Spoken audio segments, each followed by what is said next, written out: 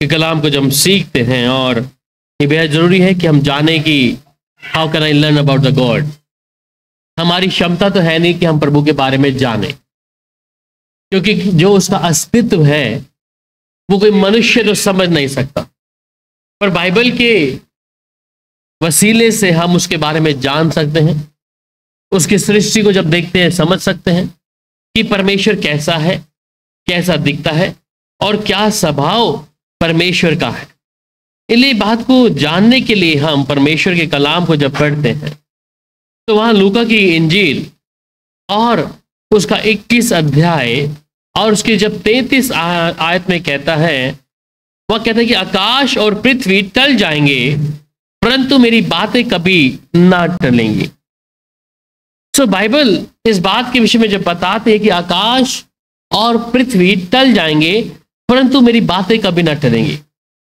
अब इस बात को जाने कि जिसने आकाश और पृथ्वी को बनाया है वो यहोवा परमेश्वर है, और उसके बातों के वचन के अनुसार जो वो कहता है अपने वचन में कि वो कभी टलेंगे नहीं। हर चीज का समय है खत्म होने का, परंतु परमेश्वर का वचन एक ऐसा वचन है जिसके विषय में हम जान पाते हैं कि परमेश्वर ने हर चीज को स्थिर करके रखा है। It is dependability of the God and how his word, मतलब कि वो परमेश्वर का जो वचन है वो परमेश्वर के शब्दों की सामर्थ्य को देखें कि वो है। इसका मतलब आकाश और जिस पृथ्वी के बारे में परमेश्वर कह रहा है वो टल जाएंगी। ये आकाश और पृथ्वी ब्रह्मांड में कितनी सारी चीजें हैं। हम जब अपनी आंखों को उठाकर रात को जब देखते तो आसमान नजर आता है, आसमान में सितारे नजर आते हैं और बहुत से ऐसे ग्रह नजर आते हैं। इन हर चीजों को तान के रखा है परमेश्वर ने, और जब तान के रखा है ये परमेश्वर की आज्ञा को मानता है। ये परमेश्वर की बड़ी सामर्थ है जिसे साइंस नहीं समझ सकती या कोई मूर्ख नहीं समझ सकता, परंतु परमेश्वर की समझने के लिए हम बस उसकी सृष्टि को ही जब देखते हैं तो हम उसके बड़े महाकामों को समझ सकते हैं। इसलिए कहते हैं आकाश और पृथ्वी टल जाएंगी परंतु मेरा जो वचन है वो कभी टलेगा नहीं। इसका मतलब कि परमेश्वर एक स्थिर है। स्थिर मतलब जो उसने कहा है वो अपनी बातों पर वैसा का वैसा खरा है। परंतु आजकल मनुष्य का जीवन क्या है और मनुष्य कैसा बोलता है कि कोई परमेश्वर है ही नहीं, और ऐसे बहुत से लोग हैं जो परमेश्वर की बातों को देखने के बाद में, उसकी सृष्टि को देखने के बाद भी वो इस बात को समझ नहीं पाते। और ये कारण क्या है कि उनके लिए कई बार ऐसा घातक सिद्ध होता है कि जब वैसी स्थिति में होते तो परमेश्वर उनकी प्रार्थना को उत्तर नहीं देता। ऐसा व्यक्ति प्रार्थना भी क्या करेगा। पर परमेश्वर के स्वभाव को उसके बारे में जानने के लिए जब हम और बाइबल में पढ़ते हैं और मत्ती की इंजील और 4 अध्याय और उसके 4 आयत में जब पढ़ते हैं और वहां कहता है कि उसने उत्तर दिया कि लिखा है कि मनुष्य केवल रोटी से नहीं परंतु हर एक वचन से जो परमेश्वर के मुख से निकलता है जीवित रहेगा। अब यहां पर देखें, पहली बात आकाश और पृथ्वी टलने की बात आ रही है परंतु वो परमेश्वर के वचन के विषय में है, और इस समय भी कहता है कि मनुष्य केवल रोटी से नहीं परंतु परमेश्वर के वचन से जीवित रहेगा। तो authority of God and his word, मतलब परमेश्वर का अधिकार देखे, और इस ब्रह्मांड को संभालने के लिए इस अथॉरिटी का अधिकार कोई मनुष्य नहीं कर सकता, कोई इंसान नहीं कर सकता, कोई साइंस नहीं कर सकती, कोई दुनिया की कोई ताकत नहीं कर सकती सिवाय परमेश्वर के, जो अधिकार रखती है पृथ्वी पर, आकाश पर, और यहां तक कि लिखा है कि मनुष्य सिर्फ केवल रोटी से नहीं परंतु परमेश्वर के जीवित परमेश्वर के कलाम से जीवित रहेगा। तो बाइबल एक अथॉरिटी को दिखाती है परमेश्वर के वचन में। इसलिए बाइबल जो लिखी गई है, बाइबल लिखा है जब पहला तीमुथियुस पढ़ते हैं 3 अध्याय और उसकी 16 आयत में, वहां क्या कहता है? दूसरा तीमुथियुस 3 अध्याय और उसकी 16 में, the Bible was inspired by the holy spirit. ये मनुष्य ने नहीं लिखी। दूसरा तीमुथियुस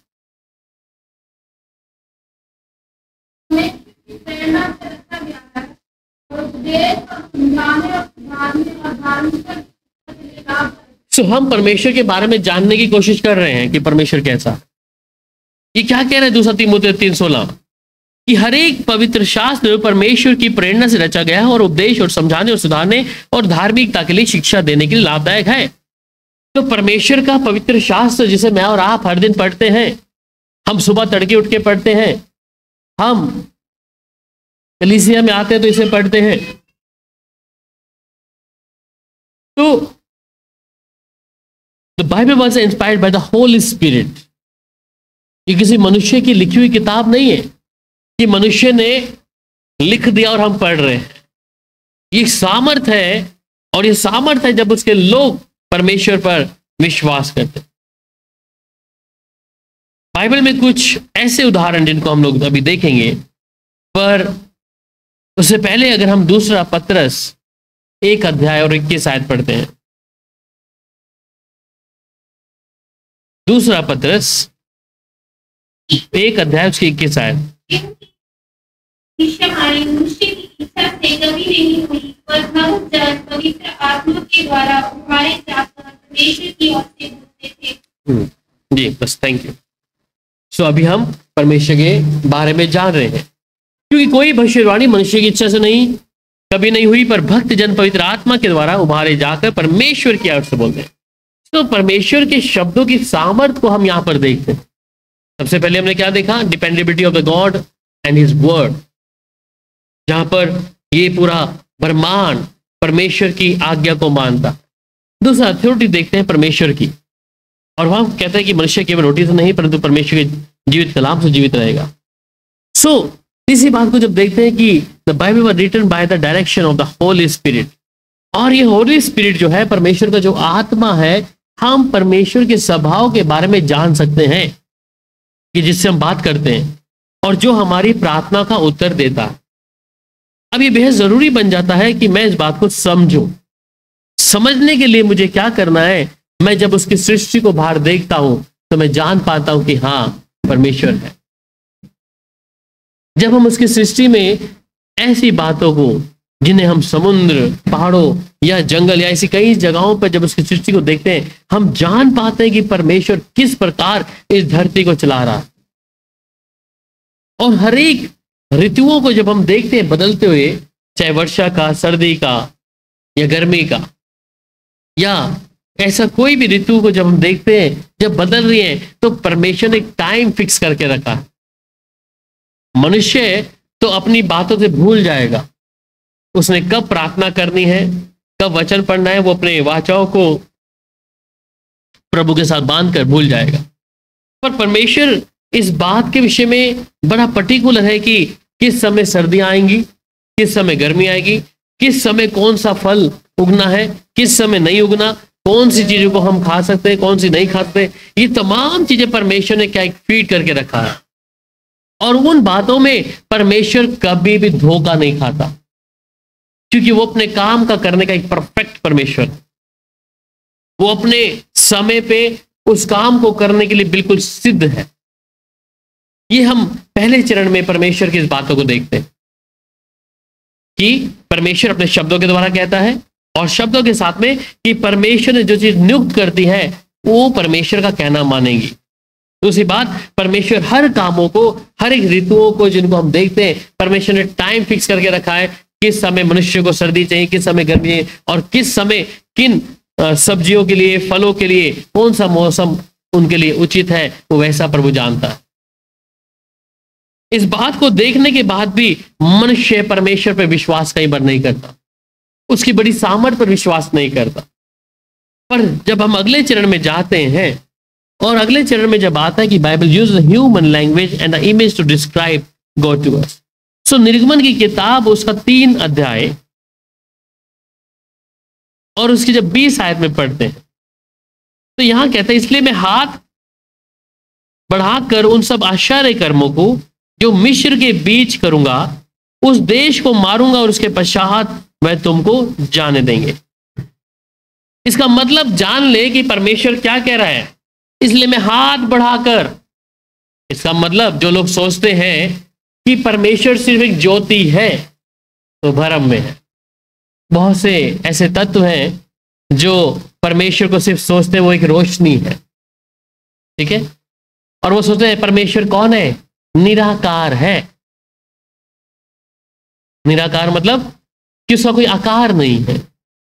पर जब परमेश्वर इस बातों को इस्राएलियों के बीच में इन बातों को बता रहा है कि इसलिए मैं अपना हाथ बढ़ाकर उन सब आशार्य में को मिस्र के बीच में करूंगा और देश को मारूंगा।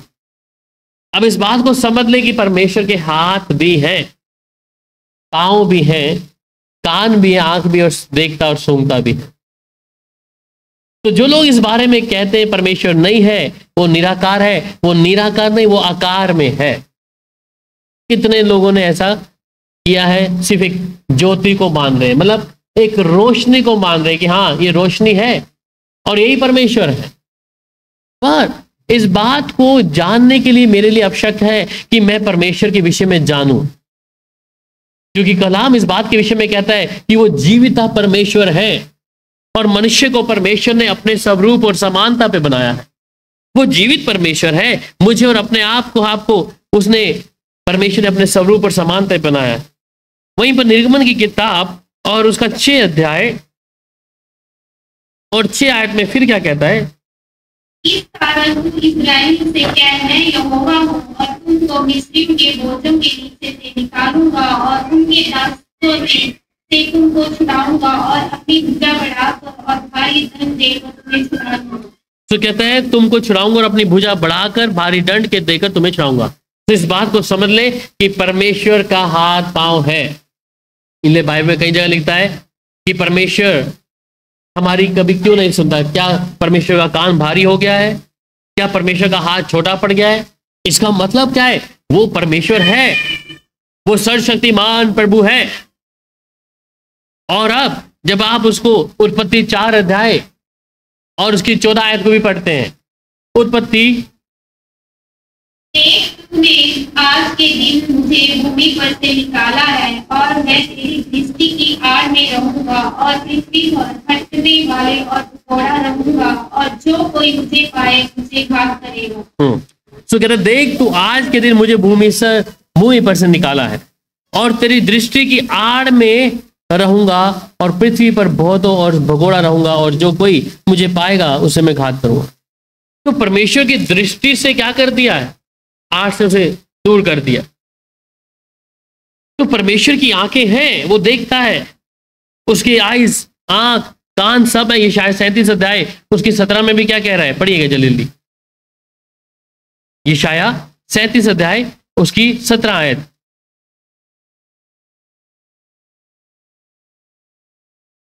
ये शायद 37:37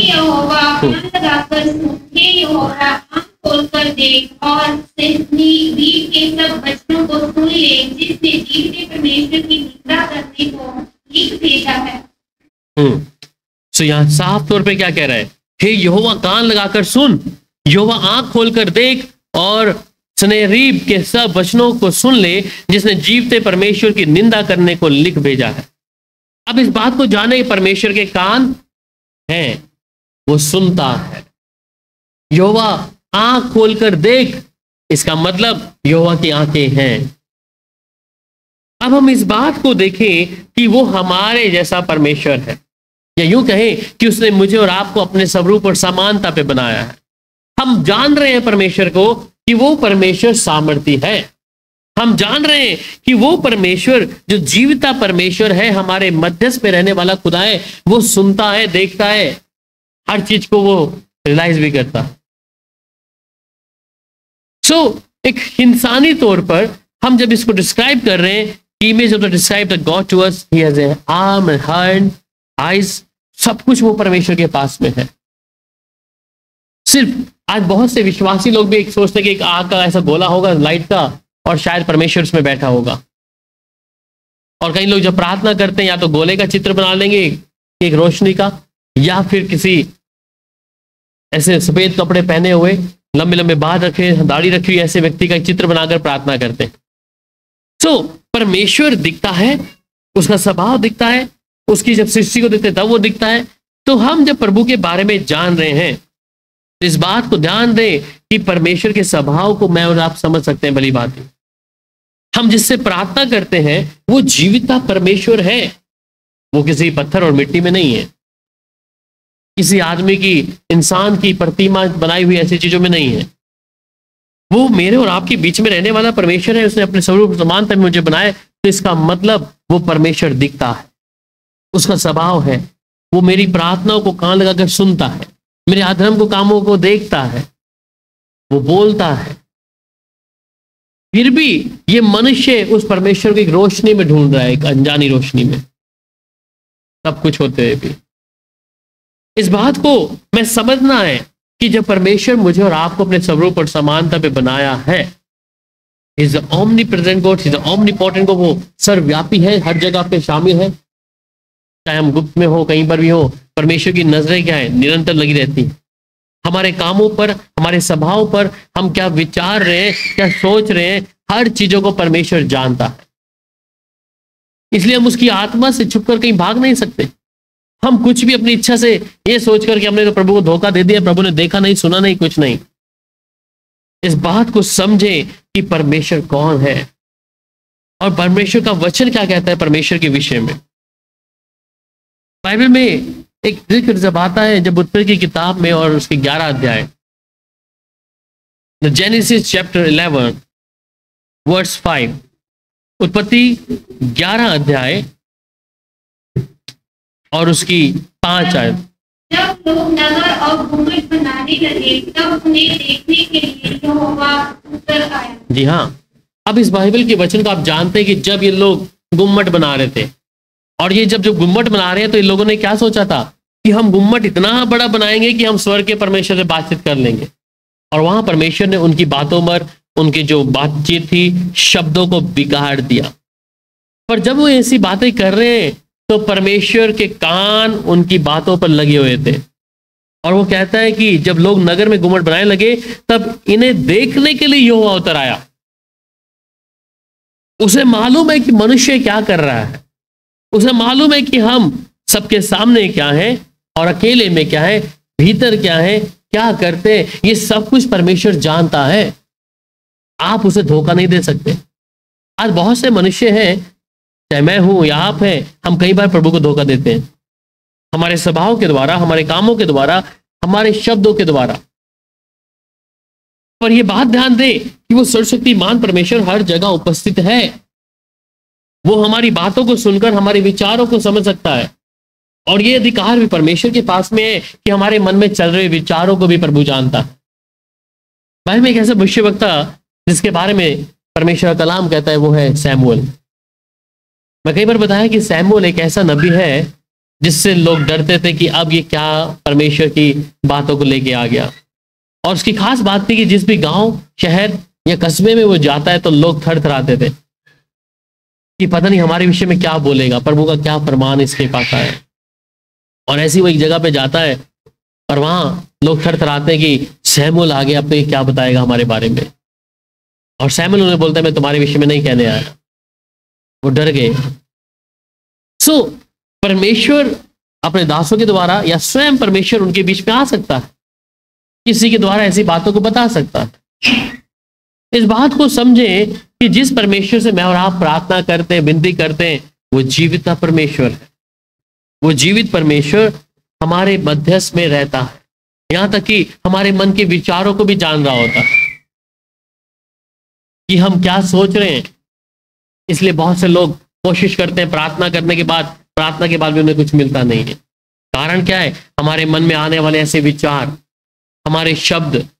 हम सोचते हैं कि मनुष्य ने तो नहीं देखा, ना सुना, ना समझा, ये तो मेरे मन में आया था, परंतु परमेश्वर ने सुना और देख लिया है। और ये कारण है कि ऐसा व्यक्ति प्रार्थना करता है, उसकी प्रार्थना का उत्तर परमेश्वर नहीं देता, क्योंकि उसने मन ही मन में ऐसा पाप या गुनाह कर दिया, या जीवित परमेश्वर के विरुद्ध में वो चल दिया। सो परमेश्वर बातचीत करता है, परमेश्वर अपने लोगों के बीच में चलता फिरता है। बाइबल में जब मूसा और अब्राहम परमेश्वर की बातों को सुने हैं, वहां पे उत्पत्ति की किताब में उसका 3 अध्याय इसकी 9 आयत में, The voice of God heard by Adam and Moses. आदम और हवा ने जब बात सुना, 3 का 9 उत्पत्ति। यहोवा परमेश्वर ने पुकारकर आदम से पूछा, तू कहाँ है? तो अब जो लोग ये कहते हैं कि परमेश्वर निराकार है, इस बात का उत्तर दें कि परमेश्वर पुकार कर आदम से पूछा, तू कहाँ है, तू किधर है आदम? उससे पहले आदम परमेश्वर से बातचीत करता है, रूबरू बातचीत करता है, सब कुछ देखता है, परंतु जब गुनाह आया तो परमेश्वर पूछा तू कहां पर है? जो लोग कहते हैं क्या परमेश्वर बात करता है हमसे? जी हाँ, बात करता है। बहुत से लोगों का सवाल ये होता है, हमने तो कभी सुना नहीं परमेश्वर बात करता है, हमने तो कभी प्रभु को देखा नहीं, कैसा दिखता है? वो देखता है, सुनता है, हम क्या कर रहे हैं, सब कुछ वो जानता है। मैं कहां भागूंगा उससे? एक चीज ध्यान दें, मैं उसकी आत्मा से कहां भागूंगा? इसलिए दाऊद इस बात को जानता है। भजन संहिता 51 उसने पूरा अपनी गलतियों से भर दिया। उसे मालूम है मैं इसकी आत्मा से भाग नहीं सकता, इसलिए उसने पहले क्या कर दिया? सलेंडर कर दिया कि प्रभु मेरा पाप तेरे सामने बना रहता है, मेरे सामने बना रहता है, मुझे अपने जूफे से धोकर शुद्ध और साफ कर कि मैं शुद्ध हो जाऊं। उसे मालूम है कि अगर परमेश्वर से मैं ये बात को छिपाऊंगा तो मैं किसी चीज में आशीषित नहीं होऊंगा। और बाइबल में भजन संहिता में कहता है जो अपने कामों, अपने गुप्त के कामों को छुपाए रखता है उसका काम कभी सफल नहीं होता। इसका मतलब क्या है कि मेरे अंदर जो गुप्त के काम है जिसे मैं करता हूं, अगर मैं उसे छुपा के रखता हूं, उसे मैं परमेश्वर के सामने नहीं दिखाता, तो वो व्यक्ति कभी सफल हो ही नहीं सकता। ये लिख कर ले। दाऊद इस प्रैक्टिस में था कि अगर मेरे से ये काम हुआ है या मेरे से गुनाह हुआ है तो मैं जीवित परमेश्वर के सामने रख दूं, प्रभु ये मेरा गुनाह है। और यही उसके लिए एक आशीष था कि जो अपने गुप्त के कामों को छोड़ देता है उस पर दया की जाएगी। हम जब अपने कामों को अगर अपने तक रखेंगे तो समझ लीजिए कि कोई देख नहीं रहा, किसी को पता नहीं लग रहा मैंने मन में क्या विचारा था, मैंने मन में क्या सोचा था, किसी को समझ नहीं आया, किसने समझा नहीं, देखा नहीं, बोला नहीं, ये तो मेरे अंदर था। परंतु इस बात को ध्यान दें, स्वर्ग का परमेश्वर सुनता है आपके मन में आने वाले विचार। बाइबल में कई जगह पे लिखता है कि व्यभिचार क्या है, एडल्ट्री क्या है। व्यभिचार क्या है कि अगर राह में चलनी कोई लड़की है, अगर हम उसको देख रहे हैं, देखने के बाद मन में इच्छा आ गई है तो, या उसका जिस्म देखकर या कुछ भी इच्छा हमारे मन में आ गई है तो पाप है, इससे सिन, गुनाह है। मतलब आप शारीरिक संबंध उसके साथ बनाया नहीं है, पर क्या है आपके आंखों के आने के सामने आपके मन में विचार आ गया, चाहे वो कुछ भी है, वो आपने सिन, पाप कर दिया है। ऐसा सोचने के कारण मेरे जीवन में ऐसा पाप है तो करने के कारण कितना होगा। एक उदाहरण जिसे आप जानते नहीं, पहचानते नहीं, राह चलिए कोई भी औरत या आदमी है, उसके विषय में आपने ऐसा देखा है, सुना है, किया, तो ये समझ लीजिए आपके लिए बचना नामुमकिन है, बहुत मुश्किल है। तो परमेश्वर इस चीज को कैसे माफ करेगा कि अगर मेरे मन में किसी के प्रति बैर आ गया है, किसी के प्रति मेरे मन में ऐसी ईर्ष्या आ गई, मैं इसे ऐसी बना के रखना है, बस मेरा स्वभाव मैंने ऐसे ही रखना है इसके साथ में, गुस्सा, क्रोध, निरोध, ये तमाम चीजें अगर मेरे मन में आ गया है तो समझ लिए परमेश्वर माफ नहीं करेगा। हालांकि आप अपने शारीरिक तौर पर उसे दिखा नहीं रहे, परंतु मन में ऐसे रख के बैठे हैं। और ये रखने के कारण क्या है, आप जितना मर्जी प्रार्थना करेंगे, आपका पहली बात ऐसे व्यक्ति का प्रार्थना में मन नहीं लगेगा। वो बाइबल खोलेगा परंतु समझ नहीं पाएगा, प्रकाशन और भेदों को परमेश्वर दूर कर देगा। दूसरी बात, वो प्रार्थना करने के लिए जब घुटने टेकेगा, प्रार्थना करेगा, उसके मन में प्रभु के लिए कोई भी ऐसा स्थान नहीं रहेगा, परंतु वो उसी बातों में उलझा रह जाएगा। एक फॉर्मेलिटी के तौर पर वो प्रार्थना करेगा जिस्मानी तौर पे, परंतु रूहानी तौर से वो व्यक्ति अंदर से खाली होगा। तो परमेश्वर क्या है, मनों को जांचने वाला यहोवा परमेश्वर है। और फिर वहां पर जब आगे पढ़ते हैं हम लोग दानियेल की किताब में 4 अध्याय उसकी 12 आयत में, दानियेल की किताब 4 अध्याय और उसकी 12 आयत। उसके पत्ते सुंदर और उसमें बहुत से फल थे, यहाँ तक कि उसमें सभी के लिए भोजन था। उसके नीचे मैदान के सब पशुओं को छाया मिलती थी और उसकी डालियों में आकाश की सब चिड़ियां बसेरा करती थी और सब प्राणी उससे आहार पाते थे। किससे पाते थे? यहोवा परमेश्वर। आप उस चीजों को परमेश्वर ने क्या किया, उसके पत्ते सुंदर और उसके बहुत फल थे, यहाँ तक कि उसमें सभी भोजन था। उसके नीचे मैदान के सब पशु को छाया मिलती थी और उसकी डालियां आकाश की सब चिड़ियां बसेरा करती थी और सब प्राणी उससे आहार पाते थे। इसका मतलब वो परमेश्वर हर चीजों को आज भी, जिसे हम खाना पीना जो भी हम खाते पीते हैं, एक किसान बोता है, करता है, परंतु उगाने वाले, इसलिए वचन कहता है ना बोने वाला कुछ है, ना उगाने वाला कुछ है, ना काटने वाला कुछ है, परंतु जो उसे बढ़ाता है वही सब कुछ है। सो बनाने वाले का परिश्रम भी तब तक व्यर्थ है जब तक परमेश्वर उस बीज को बढ़ाए ना, जब तक वो उसे फलवंत ना करे। ये परमेश्वर के बिना हो ही नहीं सकता। हमारे घर के पीछे ही खेत है, तो हम एक बार वहां से खरबूजे तोड़ के लाए, हम मैं और बहन। और खरबूजे ले तो आए, परंतु वो व्यक्ति गुस्सा हुए कि क्यों खरबूजे तोड़ के ले आए। हालांकि इतना बड़ा खेत है, 3 खरबूजे तोड़ लिए तो क्या हो गया। और लेके आए तो उसने कहा ये तुम्हारे खाने के लिए भी नहीं है क्योंकि कच्चे हैं। कहता तुमने ऐसे तोड़ दिया, ये खाने के लिए तुम्हारे लिए भी नहीं रहेंगे और मेरे लिए तो, मेरा तो ये तो कुछ काम है ही नहीं इसका। हमने कहा ठीक है, अब फेंकेंगे थोड़ी ना। कई बातें उसने बोला, हम ले आए घर में, हमने पर उसको खाया, मीठा था। फिर उसके कुछ दिनों बाद हम लोग उसी खेत में गए। जब गए तो खेत सूखा पड़ा। 3 खरबूजों की जगह उसको 2 किले जो खरबूजे तरबूज उसने लगाए हुए थे वो सूख गए, फल रहित हो गए। उसने बहुत बातें उसके सामने बोला हमको ऐसा करें, मैं और बहन थे। हमने कहा तो पैसे ले लो या इसको दे दो, कुछ भी कर लो, पर उसने खुद भी नहीं लिया उसको। हमने कहा फेंकेंगे तो नहीं, हम लेके आए इसको। पर हमने उसको खाया, 3 खरबूजों को मीठे थे। पर उसके शब्दों के कारण जो उसने हमें बोले, परमेश्वर उसके तीनों को खेतों को सुखा दिया। इतने बड़े बड़े खरबूजे थे, तरबूज थे। हम जब गए तो गल गए, सारे गले हुए थे, वहां बदबू मार रहा है पूरा खेत। कारण क्या था कि हमने तो लिए चलो ऐसा करके, पर उसने जो बातें सुनाई, परमेश्वर उसके खेतों को ही सुखा दिया। इसका मतलब कि उगाने वाला परिश्रम कर रहा है, परंतु उसको जो बढ़ा रहा है, अगर वो हमसे क्रोध कर गया तो हम जितनी मर्जी मेहनत कर लें फलवंत नहीं होंगे। आज बहुत से लोग, कई लोग कमाते हैं, या बहुत से लोग कई बातों में प्रभु के लिए हर चीजों में आगे आते हैं, या कई चीजों में वो प्रभु की कई बातों को सुनकर अनसुना कर देते हैं। फलवंत क्यों नहीं है? कारण क्या है? कारण यही है कि उनकी कमाई को कौन ले जाएगा? शत्रु ले जाएगा। क्योंकि वो सोचते कि मेरा परिश्रम से मैंने ये धन को कमाया है, मेरी परिश्रम से मेरा बिजनेस चल रहा है, मेरे परिश्रम से, क्योंकि मुझे समझ और बुद्धि और विवेक है, इसलिए मैं एक अच्छे रुतबे पे हूं, नौकरी पे हूं।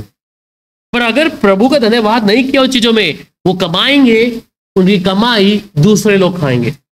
मैंने अक्सर ऐसे लोगों को देखा है जिनकी मेहनत करते हैं वो लोग और खाता कोई और है, उनकी कमाइयों को कोई और ले जाता है, क्योंकि वो प्रभु के लिए समर्पण नहीं है।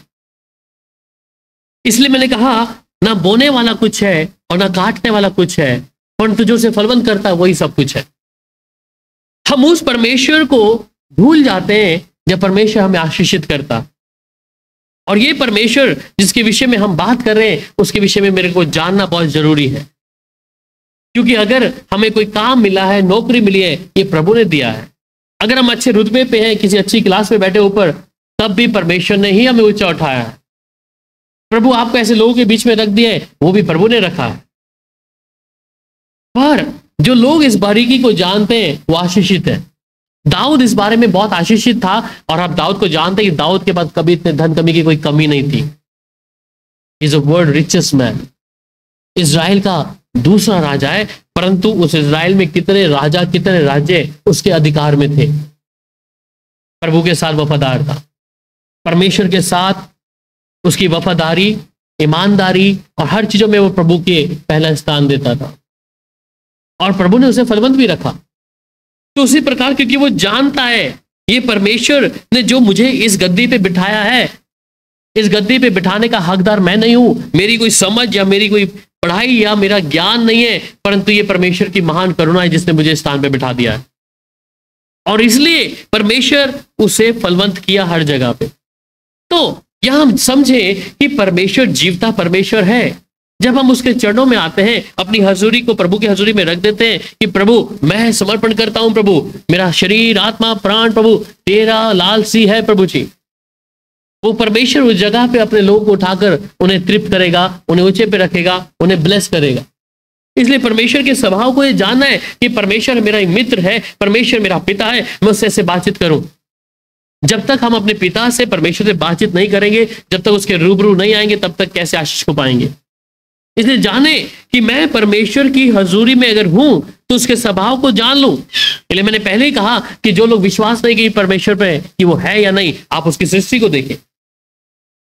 और ये बाइबल के कई सारे उदाहरण हैं जिसको हमने पढ़ा कि वो परमेश्वर सुनता है, वो परमेश्वर देखता है, वो परमेश्वर बोलता है। जब भी गुम्मट बनाने लगे, परमेश्वर यहोवा उनके बीच में उतर आया। और आपको याद है कि जब परमेश्वर मूसा से बात कर रहा था, जब इस्राएलियों ने मांग करी कि मूसा हम भी परमेश्वर को देखना चाहते हैं, हम भी मूसा परमेश्वर से बातचीत करना चाहते हैं, परंतु इस्राएल लोग उधर टिक नहीं पाए। कारण क्या था? उन्होंने क्या बोला कि मूसा तू ही परमेश्वर से बात कर ले, और जो परमेश्वर तुझे बताता है वो तू हमको अपने शब्दों में बता। इसका मतलब वो परमेश्वर के सामने खड़े होने की ताकत भी नहीं रखते कि परमेश्वर जब बोले तो वो सुनने की हिम्मत भी उनके सामने नहीं है। इसलिए बोला मूसा तेरे को जो परमेश्वर कह रहा है तू ही बोल, हम इतनी ताकत नहीं रखते कि परमेश्वर के सामने खड़े हो जाए।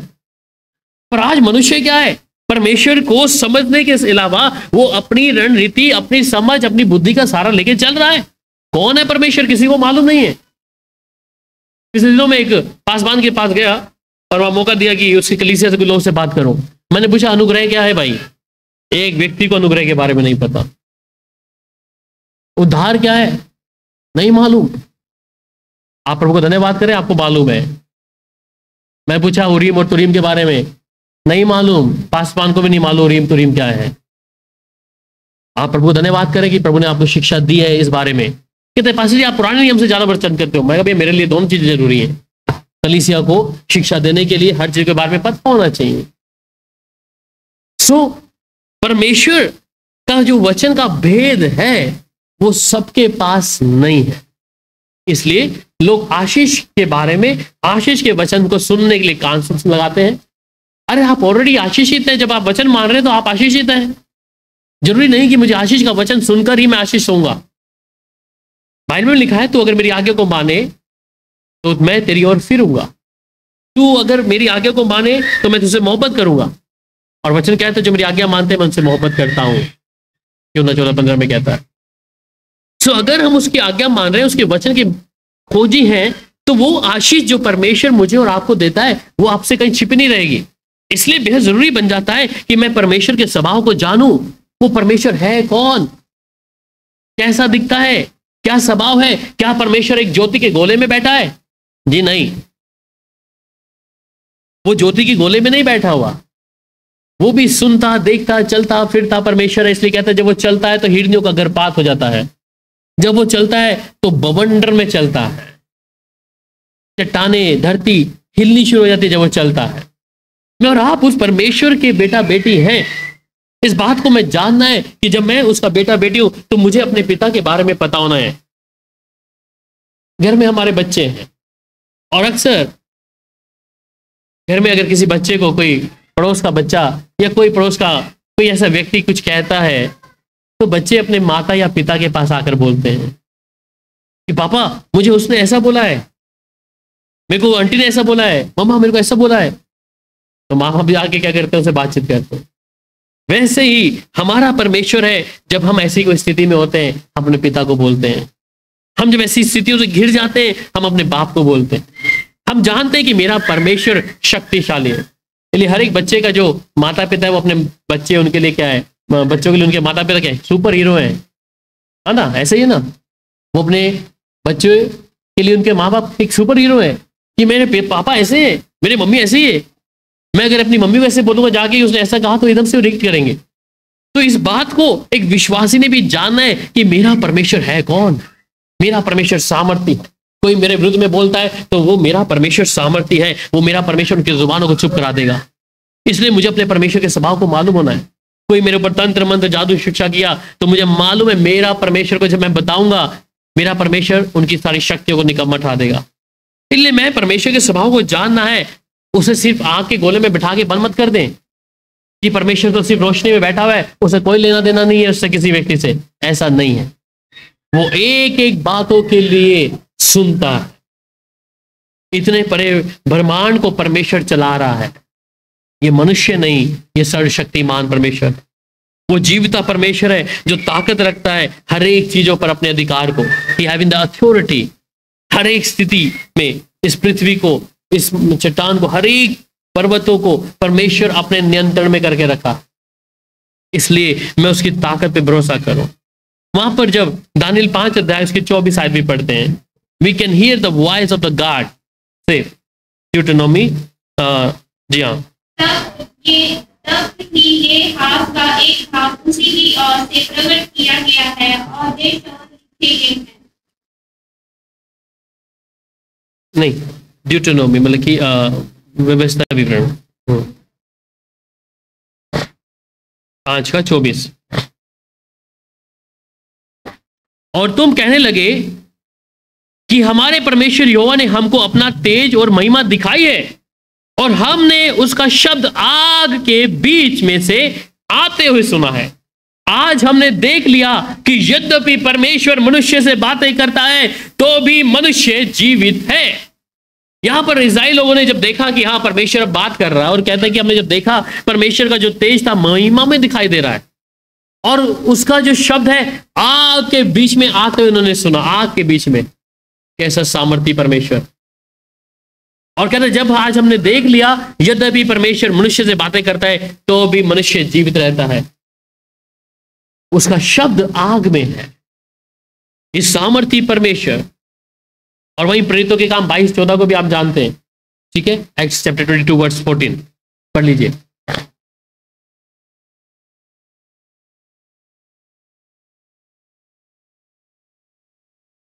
प्रेरितों के काम 22 अध्याय उसकी 14 आयत।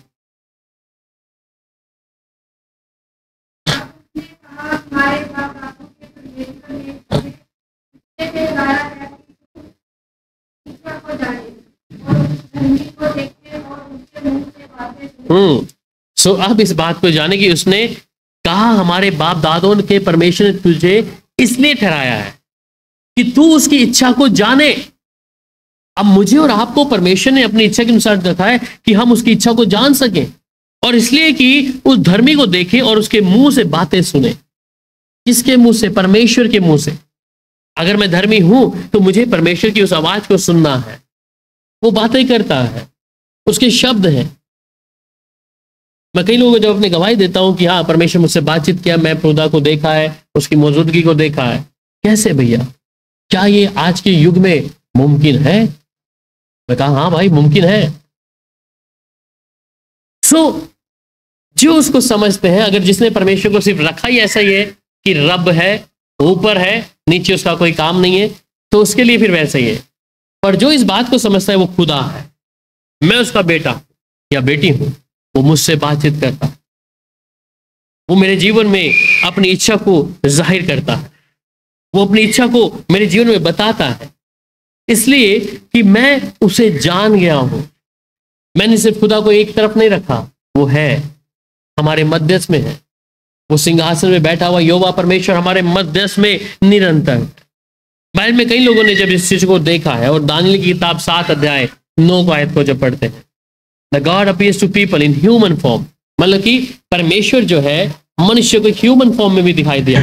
तो दानियल की किताब 7 अध्याय उसकी 9 आयत, मैंने देखते देखते अंत में क्या देखा कि सिंहासन रखे गए और अति प्राचीन विराजमान हुआ, उसका वस्त्र हिम सा उजाला और सिर के बाल निर्मल उन सीखे थे, उसका सिंहासन अग्नि थे और उसके पहिए भुगती हुई आग से दिखाई पड़ते थे। सो दानियल इस चीज को देखा है और क्या कह रहा है? मैंने देखते देखते अंत में क्या देखा कि सिंहासन रखे गए और कोई अति प्राचीन विराजमान हुआ। अति प्राचीन मतलब बहुत ऐसा प्राचीन टाइम का व्यक्ति कि तब विराजमान हुआ, उसका वस्त्र क्या है? हिमसा उजला है, ऊन सरीखे थे, उसका सिंहासन अग्नि में है, जिस सिंहासन में बैठा क्या है? लपटे उड़ रही आग की, और उसके पहिए धधकती आग, उसके जो जिस सिंहासन में बैठे उसके जो पहिए कहते हैं धधकती आग से देख पड़ते हैं। तो कौन कहता है कि परमेश्वर नहीं है? कौन कहता है कि हमने परमेश्वर को देख नहीं सकते? कौन कहता है कि परमेश्वर निराकार है, उसका कोई आकार नहीं है? बाइबल हमें बताती है उसका आकार है। आज बहुत सी ऐसे लोग आ गए हैं और ऐसी डॉक्ट्रिन्स आ गए हैं जहां उन्होंने परमेश्वर को बदल दिया है। प्रकाशित वाक्य 4 अध्याय 3 आयत, क्योंकि अन्य जातियों की इच्छा के प्रकाशित वाक्य 4:3, और जो उस पर बैठा वह यशाब और मानिक सा दिखाई पड़ता है, और उस सिंहासन के चारों ओर मरकत सा एक मेघ धनुष दिखाई देता है। सो जो सिंहासन में जो बैठा है वह यशाब और मानिक सा दिखाई देता है। इंग्लिश में कहता है and he that sat was a look upon like a jasper। ठीक है, सो यशाब और मानिक सा दिखाई पड़ता है, और सिंहासन के चारों ओर मरकत सा मेघ धनुष वहां इर्द गिर्द में है। सो इस बात को समझने की आवश्यकता है कि वो जीवता परमेश्वर है, वो दिखता है, वो बातचीत करता है, वो मेरे मनों की बातों को जांचता है, हमारे मन में आने वाले विचारों को समझता है। और बाइबल में कुछ ऐसे लोग हैं जिनसे परमेश्वर डायरेक्टली बात किया है। पहला व्यक्ति कौन है जिससे परमेश्वर डायरेक्टली बात किया है?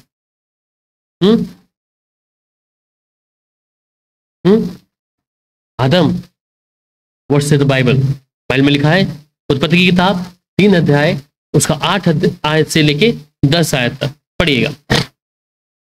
तब यहोवा परमेश्वर जो दिन के ठंडे समय में वाटिका में फिरता था का शब्द उसको सुनाई दिया। तब आदम और उसकी पत्नी वाटिका के वृक्षों के बीच यहोवा परमेश्वर से छिप गए। तब यहोवा परमेश्वर ने पुकारकर आदम से पूछा, तू कहाँ है? उसने कहा, मैं तेरा शब्द बारी में सुनकर डर गया, क्योंकि मैं नंगा था, इसलिए छिप गया।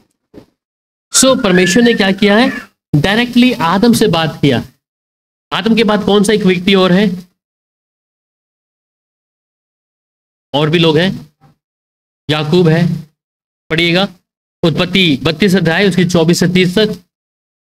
उत्पत्ति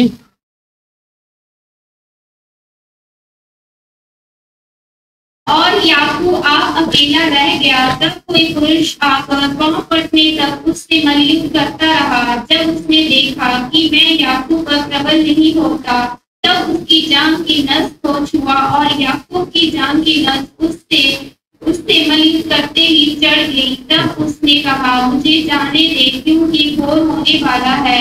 याकूब ने कहा, जब तक तू मुझे आशीर्वाद ना दे तब तक मैं तुझे जाने ना दूंगा। और उसने याकूब से पूछा, तेरा नाम क्या है? उसने कहा, याकूब। उसने कहा, तेरा नाम अब याकूब नहीं, प्रभु इस्राएल होगा, क्योंकि तू परमेश्वर से और मनुष्य से भी युद्ध करके प्रबल हुआ है। याकूब ने कहा, मैं विनती करता हूँ कि मुझे अपने नाम बता। उसने कहा, तू तेरा नाम क्यों पूछता है? तब उसने उसको आशीर्वाद दिया। कौन लड़ रहा था? कुछ लोग से इसकी एंजल है, तो एक दूत बोल रहे हैं ना। वो क्या कह रहे हैं? यहाँ पे साफ लिखा है बाइबल में, परमेश्वर। ठीक है। अब्राहम फिर तीसरा व्यक्ति आता है, जैसे हम 18 अध्याय में पढ़ते हैं कि अब्राहम ने भी डायरेक्टली क्या किया? परमेश्वर से बातचीत किया, जो 18 अध्याय में हमें मिलता है। उसके बाद यहोशू, ठीक है, योशुआ, फिर उसके बाद दानियल। ऐसे कई लोग हैं जिनसे परमेश्वर डायरेक्टली बात किया है। तो हम इस बात को निकार नहीं सकते कि परमेश्वर डायरेक्टली बात नहीं करता। बहुत सारे उदाहरण हमें बाइबल में से मिल जाते हैं। फिर अगली बात में जब हम पढ़ें,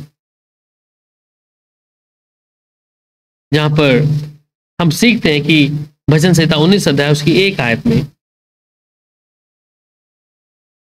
भजन संहिता 19 अध्याय उसकी 1 आयत में, आकाश परमेश्वर की महिमा का वर्णन कर रहा है, और आकाश मंडल उसकी हस्तकला को प्रकट कर रहा है। सो हम देख पाते हैं कि ये आकाश जिसको परमेश्वर ने बनाया है, ये उसकी महिमा कर रहा है। The heaven tell the glory of the God. इस स्वर्ग, ये आकाश, पृथ्वी क्या कर रहा है? परमेश्वर की महिमा कर रहा है। जानता है परमेश्वर कौन है, जानता है कि परमेश्वर की सामर्थ्य क्या है। और बाइबल लिखा है सृष्टि भी क्या कर रही है? इंतजार कर रही है उस परमेश्वर की आमद के लिए। और रोमियो 1 अध्याय उसकी 20 में क्या कहता है? Creation shows his eternal power and deity. पढ़ेगा रोमियो 1 अध्याय उसकी 20 आयत। उसके अनदेखे गुण अर्थात उसकी सनातन सामर्थ्य और परमेश्वर का जगत की सृष्टि के समय से उसके कामों के द्वारा देखने में आते हैं, यहाँ तक कि वह निरुत्तर है। क्योंकि उसके अनदेखे गुण अर्थात उसकी सनातन सामर्थ्य और परमेश्वर जगत की सृष्टि के समय से उसके कामों के द्वारा देखने में आते हैं, जो शुरुआत से। For the invisible things of him from the creation of the world are clearly seen. So उसमें कोई धोखा नहीं है, परमेश्वर ने साफ तौर पे रखा है। जब हम उसकी सृष्टि को देख रहे हैं, हर चीजों को परमेश्वर ने साफ तौर पे रखा है कि वो परमेश्वर की महिमा, परमेश्वर की चीजों को हम देख पाए। और वो परमेश्वर जो है वो अद्भुत है। उसके स्वभाव को जानने के लिए उसका क्या आचरण है, कैसा दिखता है, ये हम इन बातों में देख रहे हैं। इसलिए इस बात को हम ध्यान रहे कि जिस परमेश्वर को मैं और आप जानते हैं, वो कोई लिखी लिखाई किताबों में कोई कहानी का हिस्सा नहीं है। वो स्वयं उसका वचन है, वो जीवता परमेश्वर। वो खुद अपने लोगों के बीच में विराजमान रहता। वो जो लोग उसको पुकारते हैं वे उसे पाते हैं। मेरा नजरिया क्या है कि मैं परमेश्वर को कैसे देखता हूं, ये आपके और मेरे ऊपर निर्भर करता है। मुझे नहीं मालूम, हम लोग यहां बैठे हैं, आपका नजरिया प्रभु को देखने का कैसा है। जब हम नजरियों को बदल लेंगे तो हम ये नहीं कहेंगे कि परमेश्वर काल्पनिक है या सिर्फ किताबों में है, या हमारे बाप दादों के द्वारा या परमेश्वर के दासों के भविष्यवक्ताओं के द्वारा हमने ऐसा सुना कि परमेश्वर ऐसा है या परमेश्वर का स्वभाव ऐसा है। परंतु जब मेरा नजरिया बदल जाएगा और मैं इस नजरिए से देखूंगा कि प्रभु तू आदम और हवा से बात कर सकता है, प्रभु तू अयूब से, और खुदावन प्रभु योशुआ से, दानियल से प्रभु और अब्राहम से बात कर सकता है, तो मुझसे भी बात कर सकता है। तो जो अपनी उपस्थिति वहां उन लोगों को दिखा सकता है, आज के युग के लोगों को, वो मेरे को भी दिखा और बता सकता है। पर कंडीशन है, एक ही कंडीशन है परमेश्वर को देखने और सुनने की। क्या? हाँ जी, आज्ञा। आज्ञा के साथ में एक चीज हो रहा है, पवित्रता और शुद्धता। आज्ञाकारिता के साथ में एक और कंडीशन क्या है? पवित्रता और शुद्धता। इसलिए कहता है बिना पवित्र शुद्धता के तो मुझे कभी देख नहीं पाओगे। और ऐसा कई लोगों के जीवन में सिर्फ एक स्वप्न ही रह जाता है कि हम प्रभु से बात करेंगे, हम प्रभु की कभी सुनेंगे, हम कभी प्रभु की आवाज को अपने कानों में आके देखेंगे। इसलिए आज के युग में कई लोग क्या करते हैं, अपनी आत्मा में आई हुई बातों को भी क्या बोलते हैं, प्रभु ने मुझे ये बोला है। हालांकि वो आत्मा में है, वो आपके खुद के विचार हैं, बुद्धि से हैं। पर अगर हम इस बात को जाने कि परमेश्वर कान में बोलता है, आत्मा में, तो हम आत्मा में हमारी बुद्धि में आ गया, हम उसको कंपेयर किससे कर देते हैं कि प्रभु का आत्मा मुझे ऐसा बोल दिया, प्रभु ने मुझे ये बोल दिया। हालांकि उसमें वो कंफर्म नहीं होता कई बातों में। पर जब प्रभु बोलता है तो वो कंफर्म है, वो 100% बातें पूरी होती हैं, उसमें कोई शक नहीं रह जाता। इसलिए मैं उसके स्वभाव की इस बात को समझूं कि परमेश्वर है कौन, परमेश्वर किन लोगों को पसंद करता है, किन लोगों से बातचीत करता है, ये भी जानना जरूरी है। मन में अगर दूषित चीजें रखी है, मन में पाप रखा है, या मन में ऐसी कुछ बातों को रखा है, परमेश्वर एक भी ऐसे व्यक्ति की प्रार्थना को नहीं सुनता। मैंने पहले बोला, परमेश्वर मनों को जांचने वाला परमेश्वर। शैतान आपके मन की बातों को नहीं जान सकता, पर परमेश्वर के पास अधिकार है मेरे मन में क्या चल रहा है, मैं क्या सोच रहा हूं, मेरे मन में आने वाले विचार क्या हैं, किसी को देखने के कारण, किसी को बोलने के कारण, क्या ईर्ष्या, क्या निंदा, कौन सी बात मैंने मन में छुपा के रखी है, परमेश्वर जानता है। पर अगर मैं इस बात को ध्यान दूं कि परमेश्वर मेरे को देख रहा है, सुन रहा है, मेरे मन में क्या चल रहा है वो भी जानता है, तो हम उस बातों से अपने आप को रोक लें। अगर सच में हम चाहते हैं परमेश्वर की उपस्थिति को, परमेश्वर को अपने साथ में चलते हुए, देखते हुए, रहते हुए हम उसकी उपस्थिति को महसूस करें, तब हम जान पाएंगे कि हाँ वही होगा परमेश्वर और कोई भी नहीं। और जब आप ऐसा करेंगे तो आप दाऊद के समान, जब वो कहता है कि वो परमेश्वर का धन्यवाद करता है और परमेश्वर उसको फलवंत रखा है हर चीजों में, इसलिए फिर उसने अपने पाप को अपने पास रखा नहीं, उन्हें प्रभु को कह सुनाया, प्रभु ये मेरा पाप है। क्या परमेश्वर जानता नहीं था कि दाऊद जो काम छुप के कर रहा है परमेश्वर उसको नहीं जानता? ऐसा करके परमेश्वर जानता है। हम जो कहते हैं, करते हैं, सुनते हैं, परमेश्वर को मालूम है। परमेश्वर इंतजार करता है कि कब ये मुंह से अंगीकार करेगा। इसलिए बाइबल में लिखा है रोमी 10 अध्याय में कि जब हम मुंह से अंगीकार करते हैं तो क्या करते हैं?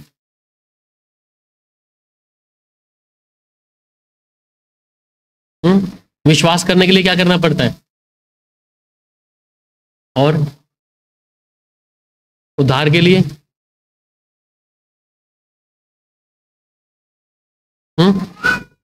अंगीकार करना है। ठीक है, तो जब तक हम उस बात का अंगीकार नहीं करेंगे, प्रभु मैंने ऐसी बात करी है, तब तक माफी भी नहीं है। आप सही, प्रभु तो जानता है। प्रभु क्यों कहता है कि तुम मुझसे बोल, बातें कर, इसलिए कहते हैं खटखटाओ तो खुलेगा, मांगो तो मिलेगा, और तीसरा है खटखटाओ तो खुलेगा, ढूंढोगे तो पाओगे।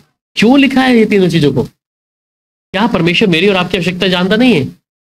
हम एक बच्चे की आवश्यकता जानते हैं, हमारे बच्चों को क्या चाहिए क्या नहीं चाहिए, कौन सी घटी है उसको। क्या परमेश्वर हर एक जो शरीर, ये मेरे जिस्म आत्मा प्राण में किस चीज की आवश्यकता है किसकी नहीं, ये परमेश्वर जानता है। तो परमेश्वर क्यों कहती है कि तू बोल और देख प्रभु के कामों को? वो चाहता है कि अगर तू कोई गुनाह है तेरे जीवन में, उसे बोल प्रभु के सामने, उसे रख खुदा के सामने कि ये परमेश्वर मेरी गलती है, ये मेरा पाप का स्वभाव है, मैं इन तमाम चीजों पे विजय प्राप्त करना चाहता हूं प्रभु। तो जब तक हम उन बातों को बोलेंगे नहीं, कहेंगे नहीं, तब तक कुछ नहीं होएगा। इसलिए मैं अपने स्वभाव को परमेश्वर के सामने रखूं, मैं अपनी इस बातों को प्रभु के सामने कहूं कि प्रभु ये गलती मेरे से हुई है, मैं तेरे सामने रखता हूं। और जैसे आप उस चीज को बोलते और करते और अंगीकार करते, उस बात से छुटकारा भी है, क्योंकि आपने अपनी गलतियों को मान लिया और छोड़ दिया आपके ऊपर दया। इसलिए प्रभु का वचन को मुझे अपने अंदर, क्या वचन में लिखता है कि परमेश्वर का कलम अपने अंदर बहुत अधिकाई से बढ़ने दो। फिर दाऊद भी इस बात को कहता है कि परमेश्वर मैं तेरे वचन को अपने हृदय में रख छोड़ा कि मैं तेरे विरुद्ध पाप ना कर पाऊं। अगर हम इस बात को आज समझ जाते हैं कि परमेश्वर है कौन, मैं उसकी आत्मा से भागकर कहीं जा नहीं सकता, मेरे गुप्त के काम भी मुझे दोषी ठहराएंगे, मैं क्या करती या करता हूं, मेरे मन में कौन सी बातें ईर्ष्या निंदा चुगली जो भी है, मेरा प्रभु देख रहा है। और बहुत से लोगों की प्रार्थना का उत्तर प्रभु नहीं दे रहा, कारण यही है वो मांगते हैं, प्रार्थना करते हैं, परंतु उनकी स्थिति पहले से भी ज्यादा वर्स्ट हो जाती है, बुरी हो जाती है, क्योंकि वो प्रभु को धोखा देने की कोशिश करते हैं। सोचते मेरे दिल की बात तो मैंने ऐसे बोल दिया किसी के विषय में, तो इसका मतलब प्रभु बर्दाश्त नहीं करेगा। वो हमारे अंदर ऐसी कोई भी कमी को देखना नहीं चाहता, इसलिए वो चाहता है कि हम पवित्रता शुद्धता के साथ में परमेश्वर की खोजी हो जाए, उस प्रभु को जाने जो यहोवा परमेश्वर है, उस प्रभु को जाने जो हर बातों में विश्वास हो गया।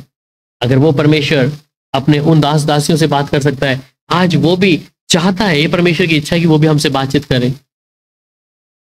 ऐसा नहीं है कि परमेश्वर ने अपने आप को अलग कर लिया अपने के साथ, वो चाहता है कि कितने लोग मुझे पुकार रहे हैं, वो चाहता है कि जो लोग मुझे पुकार रहे हैं तो मैं उनसे बातचीत रहूं करूं। इसलिए कहता है हाकिम दरवाजे पे है, कितने लोग अपने हृदय के दरवाजे को खोलेंगे?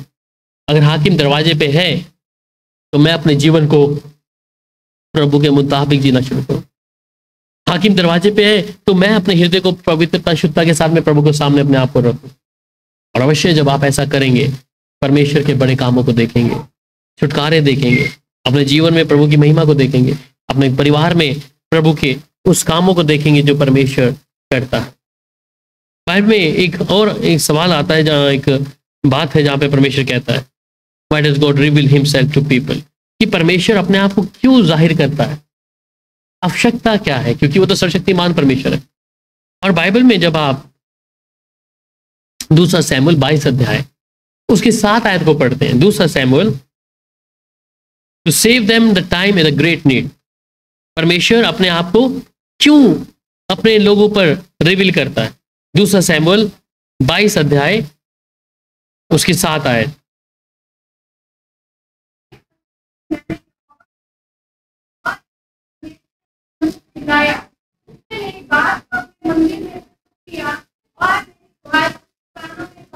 आमीन, सो ब्यूटीफुल। कहता है अपने संकट में मैंने यहोवा को पुकारा और अपने परमेश्वर के सम्मुख मैं चिल्लाया और उसने मेरी बात को अपने मंदिर में सुन लिया, उसका भवन जहां पे आज मैं और इकट्ठे हैं। प्रभु ने अपने लिए एक अलग जगह बनाई है। आज बहुतों के लोगों के पास कलीसिया में आने का टाइम नहीं है, इसलिए वो घर से चिल्लाते रहते हैं, परमेश्वर नहीं सुनता परेशानियों में। इसलिए वो कहता है कि जब वो चिल्लाया और उसने अपनी बात को अपने मंदिर में सुन लिया और मेरी दुहाई उसके कानों में पहुंच गई। परमेश्वर अपने आप को जाहिर करता है जब हम दुहाई देते हैं परमेश्वर के सामने, वो अपनी बातों को जब हम उसके सामने दुहाई देते हैं, चिल्लाते हैं, प्रभु हमारी सुनता है।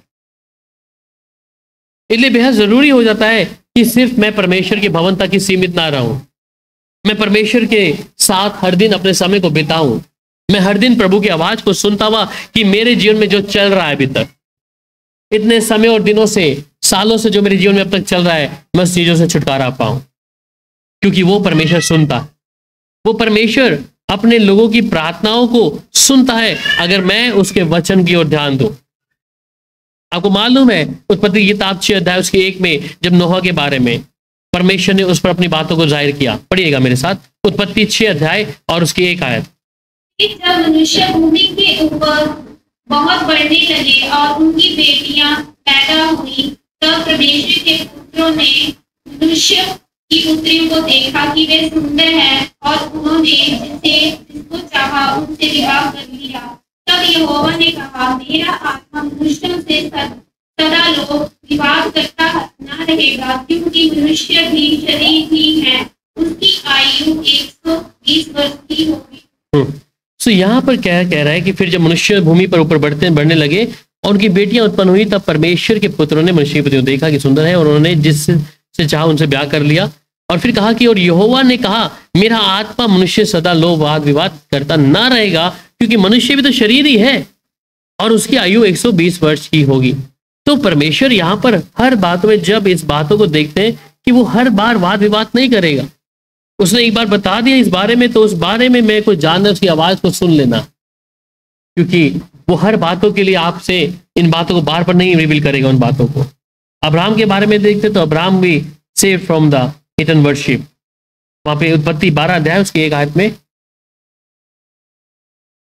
यहोवा ने अब्राहम से कहा, अपने देश और अपने कुटुंबियों और अपने पिता के घर छोड़कर उस देश में चला जा जो मैं तुझे दिखाऊंगा। हाँ, सो परमेश्वर चाहता था कि क्या करे, अब्राहम अपने उस जगह को छोड़े, वर्शिप जो उसके पेरेंट्स से क्या वो वर्शिप करते थे, क्या नहीं जाते थे, परंतु परमेश्वर ने अब्राहम से कहा कि अपनी जन्मभूमि और अपने पिता को छोड़ उस देश में चला जा जो मैं तुझे दिखाता हूँ। तो उस बात का लालच मत कर कि वहां पे क्या है, क्योंकि अगर वो उस जगह का निर्णय नहीं लेता तो शायद अब्राहम बहुत ही लोगों के लिए आशीष का कारण नहीं ठहरता। अब्राहम इस बात को समझ गया कि परमेश्वर मेरे द्वारा ऐसे कुल को, ऐसे आने वाली पीढ़ियों को क्या है, बचाना चाहता है। और अब्राहम जो हमारे पे एक ऐसा उदाहरण है जिसे विश्वास का पिता कहा गया है। शायद अगर ये भी अपने कंफर्ट जोन में रहता अपने पिता के घर में कि ठीक है मेरा पिता ये चीज आराधना कर रहा है तो मैं भी इसकी आराधना करूं, उसने उस बात को समझ लिया और परमेश्वर को जरूरी हुआ कि अपने आप को उसके ऊपर रिवील करने के लिए। ऐसे हम मूसा के बारे में देखते हैं, निर्गमन 3 अध्याय उसके 14 आयत में भी, कि बहुत सेव फ्रॉम द स्लेवरी, कि मूसा को परमेश्वर ने उस दास्तव से छुड़ाया है। अगर मूसा भी वहां पर फिरौन के घर में है और वहां पर बस अपने तक सीमित रहता और एक ना एक दिन तो अगर पता लगता तो शायद उसको फिर से जेल में डाल दिया जाता, पर मूसा इस बात को पहले ही समझ गया क्योंकि परमेश्वर ने उसके ऊपर अपनी दया को किया था। इसलिए परमेश्वर जब हमारे जीवन में अपने आप को प्रकट करता है तो वो प्रकट करता है कि वी ब्रिंग द सैल्वेशन, कि जब हम प्रभु में आते हैं, प्रभु की इच्छा को जानते हैं, वो हमारे लिए उद्धार का कारण बन जाता है। परमेश्वर जब हम पर अपनी बातों को जाहिर करता है तो परमेश्वर हमारे जीवन में एक उद्धार के कारण को लेकर आता है। अगली बात में जब वो कहता है कि क्यों करता है परमेश्वर हम पर अपने आप को जाहिर, कि क्या हो, destroy the work of Satan. जब परमेश्वर हमारे जीवन में अपने आप को प्रकट करता है, शैतान के कब्जे, शैतान की आई हुई युक्तियां, वो सब चीजें क्या हो जाए, नाश हो जाए। तो परमेश्वर की जो योजना है उसे हमको जानना है, और वैसी कि हमारा जो आने वाला समय है वो हर चीजों में क्या हो, हम सतर्क हो जाए। इसलिए परमेश्वर हमारे आने वाले कल के विषय में भी जानता है, हमारा स्वभाव क्या होगा, और हम इस बात को देखते हैं कि आने वाले दिनों में ये हमें भी कलीसिया में एक दूसरे की चिंता होना आवश्यक है कि हम अंत के दिनों में हैं और बहुतों का विश्वास क्या होगा, ठंडा पड़ जाएगा। अक्सर मैं मीटिंग्स में जाता हूं तो एक ही वहां पे विषय होता है कि कलीसिया में अभी लोग कम हो गए हैं। हर एक चर्च में ऐसा है। मुझे बोला आप प्रार्थना करो, मैं कहा प्रार्थना में ये नहीं करूंगा कि लोग बढ़े, क्योंकि वचन पूरा होना हर एक व्यक्ति का ऐसे ही प्रार्थना विषय। और मैं बोला, मैं कहा ये प्रार्थना ये नहीं होगी, प्रार्थना बढ़े, क्योंकि परमेश्वर वचन है और वचन इस बात का सबूत है कि आने वाले दिनों में क्या होगा, परमेश्वर के लोगों का जो प्रेम होगा वो घट जाएगा प्रभु के लिए। मैं अगर इस बात को रोको, प्रभु इनको रोक, प्रभु इधर, और सिर्फ ये बच्चों को संभालो, भाई उधर रखो, इसको जल्दी करो, तो मजाक चल रहा है। सो परमेश्वर के सामने जब हम हैं तो हम इस बात के लिए प्रार्थना ना करें कि हाँ जी प्रभु ये लोग घट रहे हैं, घटने दो। क्योंकि परमेश्वर के राज्य में वो थोड़े ही लोग जाने वाले हैं। पर इसमें हमें अपने विश्वास को बना के रखना है। जो अपने बारे में ऐसे कहते हैं हम अच्छे विश्वासी हैं, अच्छे विश्वासी हैं, मैं उन्हीं के देखा कि वो लोग बहुत जल्दी नीचे चले गए, डाउन हो गए। जो लोग बड़ी गवाही देते हैं, बड़ी बड़ी आके ऐसा करके, वो लोगों को देखा बिल्कुल डाउन टू ग्लो आ गए। और जब इस बातों को मैं कई बार अध्ययन कर रहा था पिछले महीने में, पिछले हफ्ते में, मैं प्रभु ऐसा क्यों हो रहा है? और ये हर एक कलीसिया में, ऐसा नहीं कि इधर ही है, हर एक कलीसिया में ऐसा है वचन के अनुसार कि जो अपने आप को कहते हैं विश्वासी हैं, उनका प्रेम परमेश्वर के लिए घटता चला जाएगा।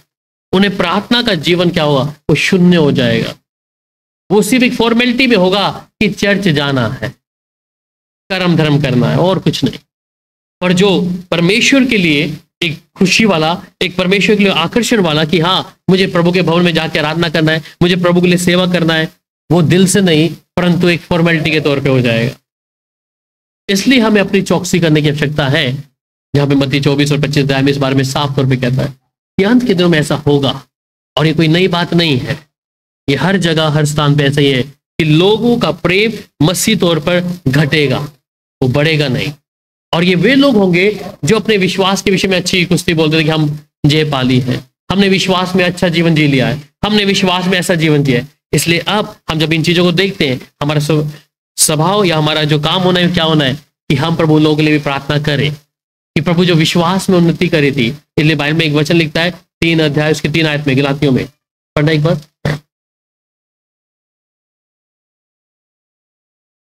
गलेशियन चैप्टर 3 वर्स 3।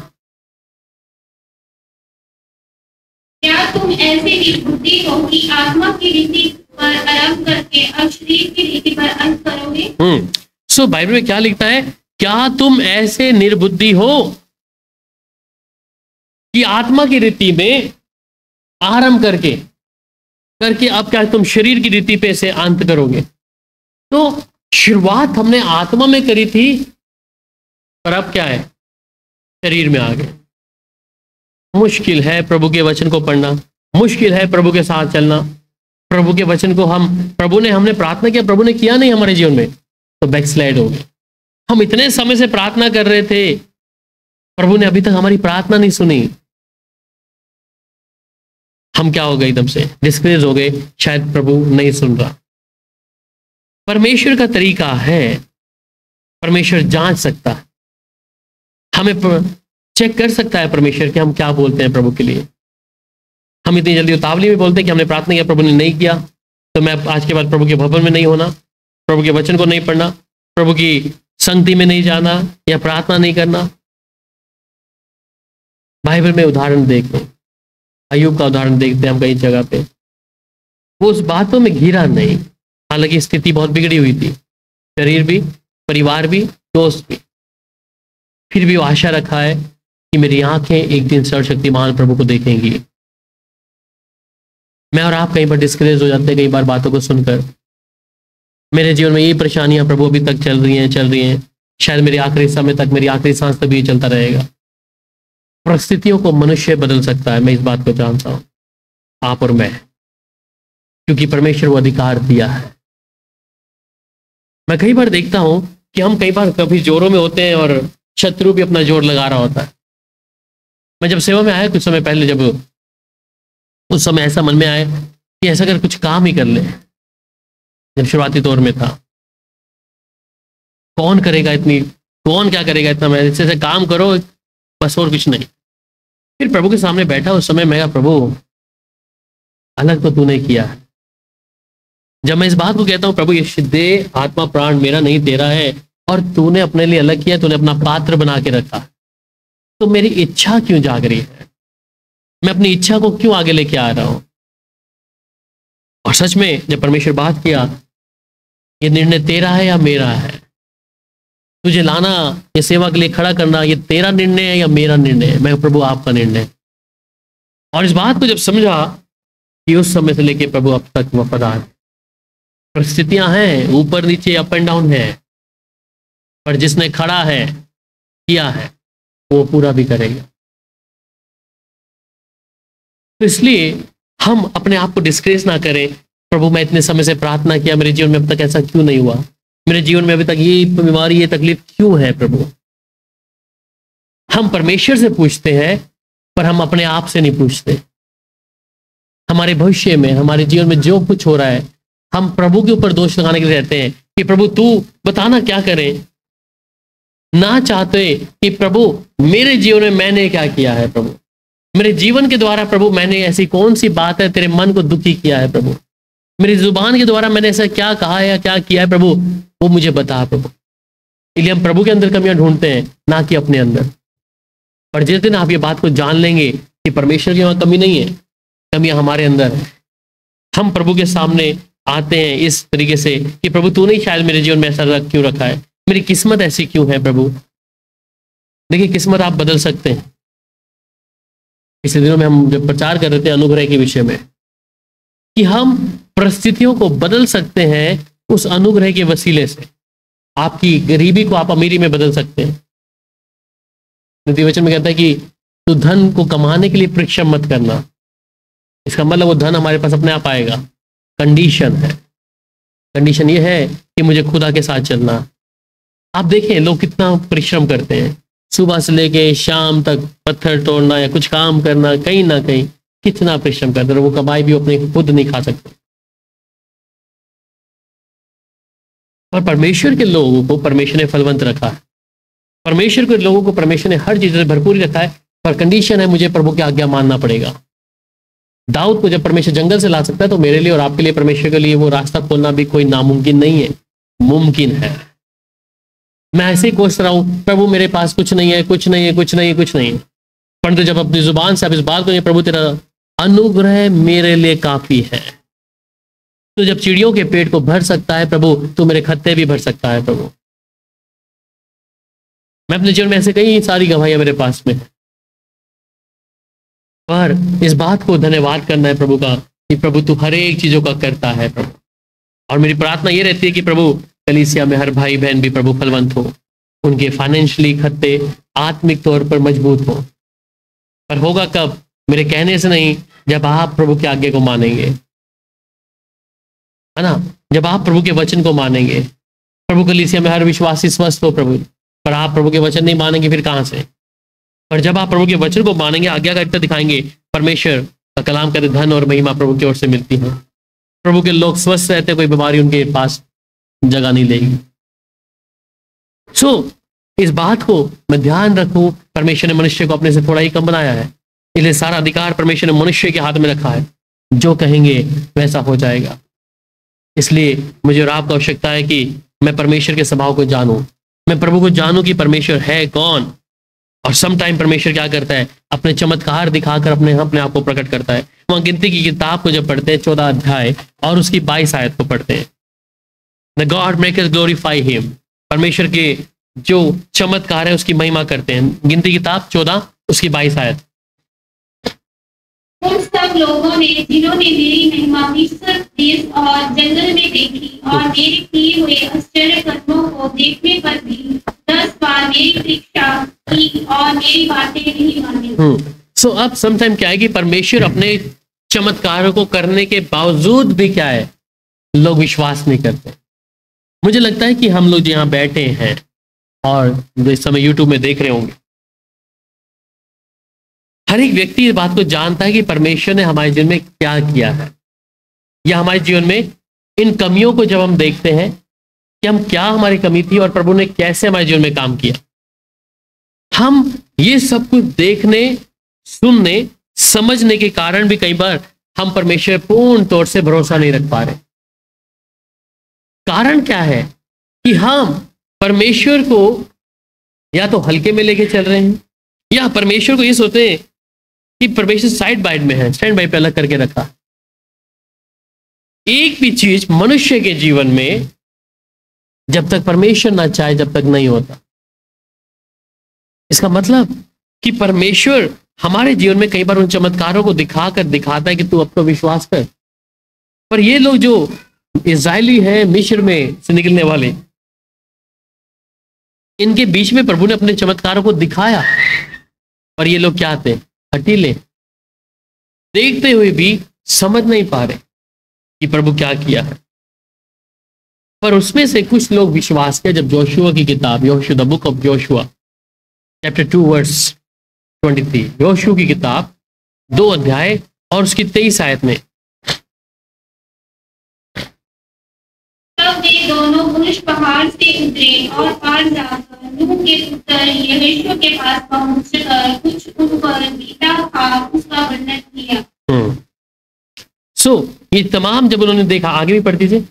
तब वे दोनों पुरुष पहाड़ से उतरे और पार जाकर नूह के पुत्र यहोशू के पास पहुंचकर जो कुछ उन पर बीता था उसका वर्णन किया। और उन्होंने यहोशू से कहा, निसंदेह यहोवा ने वह सारा देश हमारे हाथ में कर दिया है, फिर इसके सिवाय उसके सारे निवासी हमारे कारण घबरा रहे हैं। तो कहते हैं निसंदेह परमेश्वर ने क्या किया है, सारा जगह स्थान हमारे हाथ में कर दिया। Show cause some to believe, मतलब कुछ लोग विश्वास करते हैं उन चीजों को देखने के बाद, और कुछ लोग देख भी लेते हैं फिर भी विश्वास नहीं करते। तो परमेश्वर की इस बड़ी सामर्थ को समझने के लिए क्या है, मेरे जीवन में प्रभु अगर काम किया है तो मैं जानूं कि परमेश्वर अद्भुत काम किया है। ये मेरे विश्वास को और मजबूत करने के लिए है कि हाँ परमेश्वर अद्भुत है, परमेश्वर अद्भुत कामों को करके दिखाता है। पर वहीं पर जब 12 अध्याय उसकी 37 आयत पढ़ते हैं, योशू की पढ़िएगा, योशू 12 उसकी 37 आयत 37, जॉन यूहन्ना 12:37, जॉन 12:37।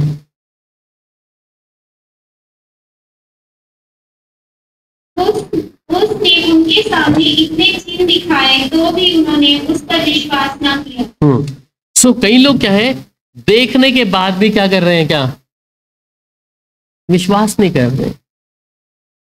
तो वो कैसे परमेश्वर के साथ चलेंगे, कैसे परमेश्वर के साथ में उसकी आवाज को सुनते, उसके कामों को देखने का विश्वास करेंगे। कुछ के मन कठोर है। परमेश्वर के स्वभाव को देखने के लिए परमेश्वर मौका दिया है कि हम उस खुदा को जाने, उसके कामों पर विश्वास लाएं कि जीवित परमेश्वर है कौन। वो अद्भुत है, वो अद्भुत परमेश्वर है। पर हम ऐसे ना बने कि परमेश्वर जो भी हमारे जीवन में काम करें उसको देखकर हम विश्वास लाएं अपने खुदा के ऊपर। चिन्ह चमत्कार परमेश्वर इसलिए करता है कि जो लोगों को विश्वास नहीं है परमेश्वर के ऊपर, वो देख के विश्वास कर ले, वो समझ जाए कि हाँ परमेश्वर क्या है, वो समझ जाए कि परमेश्वर की ताकत क्या है। पर हमने अपने मनों को हटीला किया है। पर जब तक हम अपने मनों को तोड़ेंगे नहीं, उसको पवित्रता शुद्धता के सामने उसको देखेंगे नहीं, तब तक हम उसको कभी देख भी नहीं पाएंगे। अवश्य है कि मेरा और आपका परमेश्वर की सामर्थ को जानना, प्रभु की ताकत को समझना कि परमेश्वर है कौन। और जब आप उसको समझ जाएंगे तब समझेंगे कि परमेश्वर आपको हर परिस्थिति में, हर चीज़ों में उनसे बाहर निकालेगा। आइए प्रार्थना करते हैं, प्रभु के सामने अपने आप को, दिलों को झुकाएंगे।